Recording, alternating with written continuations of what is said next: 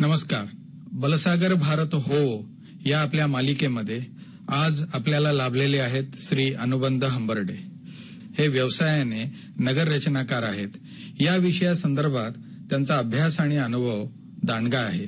Urban design आणि geographic information system या 2 विषयांमध्ये त्यांचा विशेष अभ्यास आहे. या संदर्भात देश आणि विदेशामध्ये त्यांनी अभ्यास दौरे देखील केले आहेत. त्यांनी नुकताच पॅरिसमध्ये या संदर्भात एक अभ्यास दौरा देखील केला आहे. आज श्री अनुबंध हंबर्डे यांच्याशी शहरीकरण आणि पर्यावरण या विषयावर आपण चर्चा करणार आहोत. अनुबंध हंबर्डे यांचे आपल्या स्टुडिओमध्ये मी गजानन जोशी स्वागत करतो. धन्यवाद. तर अनुबंध, आपण या विषयाची सुरुवात करताना थोडंसं शहरीकरण म्हणजे काय आणि शहरीकरणाचा एक ऐतिहासिक मागोवा जर तुम्ही घेतलात आणि आम्हाला त्या संदर्भात गाव शहरं कशी वसलीत, मनुष्य आणि प्राणी यांचा केंद्रबिंदू धरून त्याच्यामध्ये कशा कशा पुढे सुधारणा झाल्या याच्याबद्दल जरा थोडक्यात सांगितलं तर बरं होईल. नक्कीच. माझ्या दृष्टिकोनाने शहर किंवा एकंदरीत सेटलमेंट ज्याला म्हणतात, वस्ती, ही एक इकॉनॉमिक किंवा आर्थिक दृष्ट्या झालेली एक रचना आहे असं मला वाटतं. म्हणजे जर आपण बघितलं तर जेव्हा आदिमानव जो होता, ज्याला आपण इंग्लिशमध्ये हंटर गॅदरर असं म्हणतो, म्हणजे पुरुषांनी शिकार करायची आणि स्त्रियांनी त्या शिकारीचं रक्षण करायचं, या काळापासून हळूहळू वेगवेगळ्या कारणांनी माणसांनी सोबत येऊन एकत्र येऊन राहायला सुरुवात केली. गुहांमध्ये राहायला सुरुवात केली. मग त्याचे काहीतरी घरं निर्माण झाले. हळूहळू मनुष्याला हे कळलं की शिकार करण्यापेक्षा त्या प्राण्यांना समजा आपण आपल्याजवळ जोपासलं तर जास्त चांगल्या पद्धतीने त्याचं उत्पादन आपल्याला मिळतं. हळूहळू प्राणी आणि मग तसेच झाडं, म्हणजे आज ज्याला आपण शेती म्हणतो, त्या शेतीकडे मनुष्य वळला. शेती जेव्हा सुरू झाली तेव्हा गावं, खेडेगावं हे वसायला लागले. हळूहळू जेव्हा शेती याचं प्रमाण इतकं वाढलं की मनुष्याकडे त्याच्या आवश्यकतेपेक्षा अधिक उत्पन्न तयार व्हायला लागलं, तेव्हा त्यांनी इतरत्र गोष्टींकडे त्याचा कल वळला. म्हणजे नुसतं जेवणापुरतं उत्पन्न नाही तर अजून काय आपण करू शकतो, याच्यातून कला आणि विविध व्यवसायांची निर्मिती झाली. आणि हळूहळू प्रत्येकाने स्वतःच्या जगण्याकरता आवश्यक असलेलं अन्न स्वतः तयार करणं आवश्यक नाही राहिलं. असे लोक निर्माण झाले जे कधीच शेती करत नव्हते, पण शेती जे लोक करायचे ते धान्य त्यांना पुरवायचे आणि त्या धान्याच्या मोबदल्यात वेगळं काहीतरी त्यांना मिळायचं. थोडक्यात barter system. That's correct. Barter system ही सुरू झाली. बार्टर सिस्टम हे इकॉनॉमिक ऍक्टिव्हिटीचं मूळ आहे. आणि हळूहळू जेव्हा बार्टर सिस्टम सुरू झाली आणि ही इकॉनॉमी जेव्हा सुरू झाली तर लहान खेडेगावातून मोठे खेडेगावं, मोठे खेडेगावातून बाजारपेठा, बाजारपेठेतून लहान शहरं, वस्त्या आणि हळूहळू मोठे शहरं असं याला स्वरूप आलं. तर जर आपण मनुष्याच्या प्रगती म्हणजे मनुष्याचं जे इव्होल्युशन ज्याला म्हणतात त्याच्यात आपण बघितलं तर शहरं निर्माण होणं हे मनुष्याच्या प्रगतीमधलं उच्चांक आहे. आणि म्हणून जेव्हा केव्हा आपण कुठली सिव्हिलायझेशन, कुठली सभ्यता बघतो तेव्हा त्या सभ्यतेत शहरं निर्माण झाले का तर ती सभ्यता त्याच्या एपेक्सला म्हणजे सर्वात उच्चांकाला पोचली असं हिस्टोरियन्स आपल्याला सांगतात. सिंधू घाटी सभ्यता असो व मेसोपोटेमिया किंवा अजून कुठली सभ्यता आपण बघितली तर हे आपल्याला लक्षात येतं. याचा अर्थ काय की शहरीकरण हे मनुष्याच्या प्रगतीचं द्योतक आहे. आणि आपल्याला हे सांगण्यात खूप अभिमान वाटला पाहिजे की भारत जेवढा देश हा गावांचा देश आहे तेवढ्याच मोठ्या मोठ्या शहरांचा पण देश आहे. बहुतेक अर्बन प्लॅनिंग किंवा अर्बनायझेशन हे सगळ्यात पहिले आपल्याकडे घडलं कारण सगळ्यात जुने शहरं मोहनजोदडो आणि हरप्पा हे भारतातच होते. तर असा एक जर आपण ऐतिहासिक दृष्टिकोन बघितला शहरांकडे तर आपल्याला हे कळतं की शहरं हे मनुष्याच्या प्रगतीचा द्योतक आहे. पण ही जेव्हा प्रगती आपण बघतो तेव्हा ही प्रगती कशी आपण बाकी म्हणजे मनुष्याच्या व्यतिरिक्त जे काही जग आहे त्याची सुद्धा प्रगती कशी व्हावी याच्याकडे जेव्हा ह्या प्रगतीचा आपण नेतो त्याला, तेव्हा आपण म्हणू शकतो की खऱ्या अर्थाने सर्व गुणसंपन्न ही अशी प्रगती होते आहे.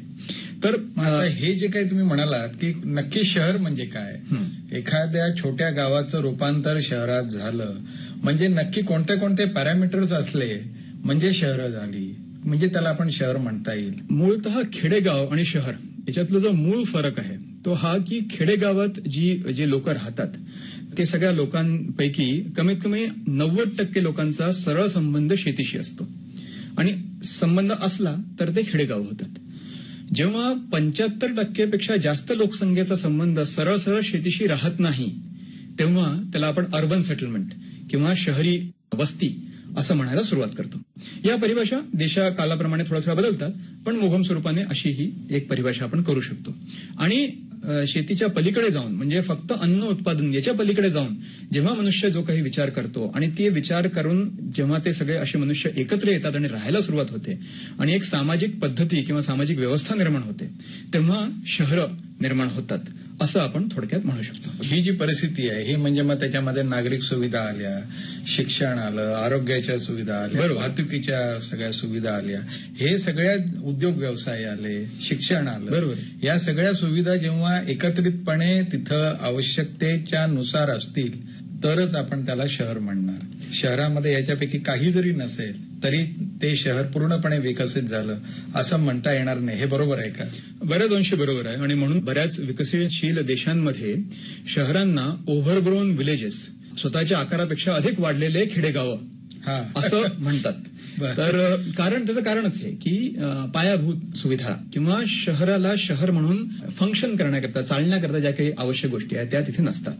तर या संदर्भात थोडंसं जर आपण भारतीय शहरांकडे बघितलं आणि जर आपण हा विचार केला की भारतात शहरांची काय, हा अतिशय महत्वाचा मुद्दा आहे आणि त्याच्यावरतीच आपल्याला खरं म्हणजे पुढे आणखीन चर्चा करायची आहे. तर आता जी जनगणना झाली 11 मध्ये आणि त्याच्यात आपल्याला त्या जनगणनेत दिसतं की भारतात त्यांनी म्हटलंय की जवळपास 4041 म्हणजे 4041 अशी नागरी वस्ती, म्हणजे ज्यांना खेडेगाव आपण नाही म्हणू शकत, आणि त्यातले 500 शहरं अशी आहेत जे 1 लाख लोकसंख्येपेक्षा मोठे आहेत.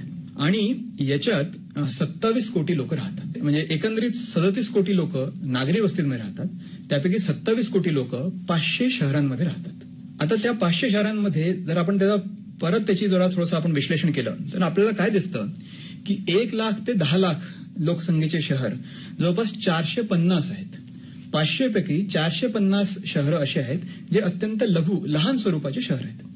उरलेले जे 50 आहेत त्याच्यातले 10 लाख ते 20 लाख या लोकसंख्येचे 20 शहर आहेत. आणि मग 20 लाख ते 50 लाखचे 8 शहरं आणि मग 50 लाख ते 1 कोटी आणि 1 कोटीच्या वरचे फक्त 2च शहर आहेत भारतात. एक मुंबई जिथे आपण आज बसलोय आणि दिल्ली, अशी ही सगळी विभागणी आहे. आता हे सगळं जेव्हा आपण बघतो तेव्हा आपल्याला काय लक्षात येतं की अर्बन स्लम्स म्हणजे झोपडपट्टी आपण म्हणतो, पण मूळतः अशा वस्त्या ज्याच्यात पायाभूत सुविधा नीट मिळत नाहीत, अशा वस्त्यांमध्ये जवळपास 22% अर्बन पॉप्युलेशन, शहरी जी लोकसंख्या आहे तिथले 22% लोक अशा वस्त्यांमध्ये राहतात. म्हणजे 27 कोटी लोकांपैकी जवळपास 6.5 करोड 6.5 करोड लोक अशा वस्त्यांमध्ये राहतात. बरोबर. तर अशी ही आजची परिस्थिती आहे. आणि आता या परिस्थितीपासून आपल्याला पुढे जायचं आहे. पुढे 2 दिशेला जायचं आहे. एक तर ही परिस्थिती बदलायची आहे, आपल्याला या परिस्थितीमध्ये चांगली सुधारणा करायची आहे, आणि त्याच्यासोबतच आजचा जो आपला विषय आहे की पर्यावरण. आणि म्हणून जेव्हा रिओ समिट झालं युनायटेड नेशन्सचं, तेव्हा सगळ्या विकसनशील देशांनी हे म्हटलं की उद्योगधंदे किंवा अजून बाकी सगळ्या गोष्टी याच्यामुळे पर्यावरणात जे प्रदूषण वाढत आहे ते आहेच, पण सगळ्यात मोठं जे त्याचा दुष्परिणाम आहे ते जे अशा झोपडपट्टींमध्ये किंवा पायाभूत सुविधा नसलेल्या ज्या वस्त्या आहेत त्याच्यात जे लोक राहतात त्यांना सगळ्यात जास्त त्याचं नुकसान त्या लोकांना त्यांचं होते. आणि म्हणून जेव्हा पर्यावरणाची जे धोरणं आहेत ते या लोकांना दृष्टिकोनात ठेवून हे तयार झाले पाहिजे. असं एक पर्यावरण, शहरीकरण आणि पायाभूत सुविधा यांचं जर आपण एक चित्र बघितलं तर ते असं चित्र खरं म्हणजे हे सगळ्या गोष्टी एकमेकांमध्ये गुंतलेल्या आहेत. या कुठेही आपल्याला शहरीकरण, पर्यावरण, शहर, गावं ही वेगवेगळी करता येणार नाहीत, त्यांची सांगड घालूनच पुढे जावं लागेल. बरोबर. आता या संदर्भामध्ये आज आपण भारतामध्ये आहोत, आज 2015 मध्ये आहोत आणि भारत आज एक सुपर पॉवर बनण्याचा विचार करतोय आणि त्याबद्दल ठोस पावलं पण टाकतोय. या शहरीकरणाच्या संदर्भामध्ये स्मार्ट सिटी ही एक कल्पना आज मोठ्या महत्वाकांक्षी योजनेच्या अंतर्गत आपलं सरकार पुढे राबवायचा प्रयत्न करते. पण या स्मार्ट सिटी म्हटली की लोकांच्या मनामध्ये वेगवेगळे डेफिनेशन्स आहेत, प्रत्येकाच्या मनात एक वेगळी कल्पना आहे. तर ही स्मार्ट सिटी म्हणजे नक्की तुमच्या दृष्टीने काय आहे आणि ह्या स्मार्ट सिटीच्या संदर्भामध्ये, कारण खूप लोकांच्या मनामध्ये, आमच्या सगळ्या प्रेक्षकांच्या मनामध्ये याच्याबद्दल अतिशय कुतूहल ते नक्की काय आहे आणि पुढे आम्हाला स्मार्ट सिटी म्हणजे काय मिळणार आहे, त्याच्यामध्ये पर्यावरण काय असणार आहे, पर्यावरणाचा संबंध काय असणार आहे, नक्की शहर काय होणार आहे, बरोबर, नक्की स्मार्ट सिटी म्हणजे काय, ह्याच्या आधी कुठं नव्हती का, प्रत्यक्षात कुठं नव्हती का, जरा ह्याच्याबद्दल सांगा. स्मार्ट सिटी हा विषय घ्यायच्या आधी आपण sustainable city, global city, metropolitan असे बरेच शब्द ऐकले. आता आपण हा स्मार्ट सिटी हा शब्द ऐकायला लागलोय आणि एक खूप सुपरफिशियल एक कल्पना लोकांच्या मनात आहे की बहुतेक स्मार्ट सिटी म्हणजे काय की सगळ्यांकडे स्मार्टफोन असते आणि त्या स्मार्टफोनवर असंख्य ऍप असतील आणि सगळे लोक वेगवेगळ्या ऍपनी वेगवेगळे बिलं भरतील आणि असं झालं की ही स्मार्ट सिटी तयार झाली. बरोबर. तर एवढी कल्पना न करता थोडंसं याच्या खोलात जायला पाहिजे. स्मार्ट सिटी हा विषय किंवा हा शब्द अँथनी टाउनसेंड नावाचे एक प्लॅनर त्यांनी ही एक संकल्पना पुढे मांडली. ते बहुतेक माझ्यापेक्षाही कमी वयाचे अत्यंत तरुण प्लॅनर आहेत. ही संकल्पना ते जगभरात मांडतायत आणि त्यांचं एक पुस्तक आहे स्मार्ट सिटी या विषयावर.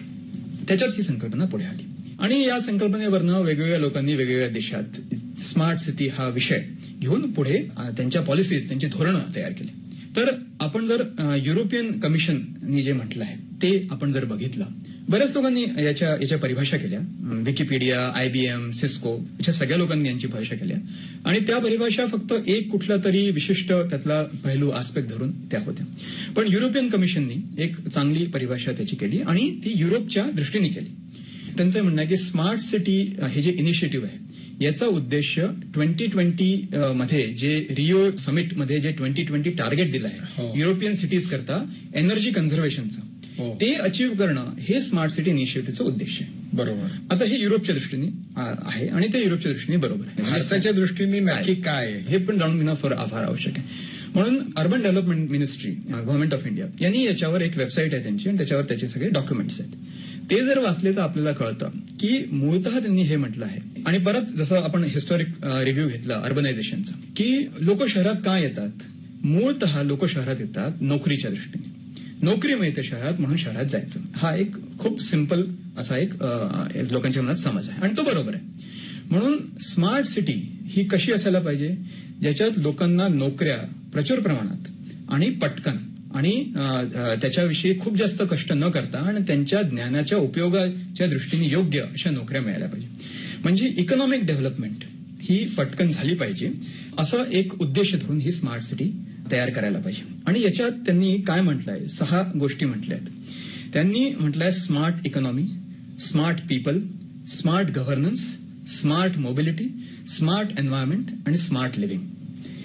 तर याच्यात स्मार्ट एन्व्हायरमेंट पण हे म्हटलंय. म्हणजे परत तोच विषय की शहरीकरण आणि पर्यावरण हे काही एका दुसऱ्याशी शत्रू नाही आहेत, हे एकत्रच जायला पाहिजेत. आणि शहरीकरण ज्याच्यात आता आपण स्मार्ट सिटी म्हणतोय आणि शहरीकरण हे मूळतः इकॉनॉमिक ऍक्टिव्हिटी आहे. त्याच्या शहरं हे इकॉनॉमिक ऍक्टिव्हिटीचे इंजिन्स आहेत, पॉवर सोर्सेस आहेत. जेव्हा इतकी इकॉनॉमिक पॉवर या शहरांमध्ये आहे तर हेच शहरं पर्यावरणाला पूरक आणि पर्यावरणाला पुढे नेणारे व्हायला पाहिजे. पर्यावरणाची शत्रुता नाहीच पण पर्यावरणाला पुढे नेणारे व्हायला पाहिजे असा विचार सुद्धा या स्मार्ट सिटीमध्ये इनबिल्ट आहे.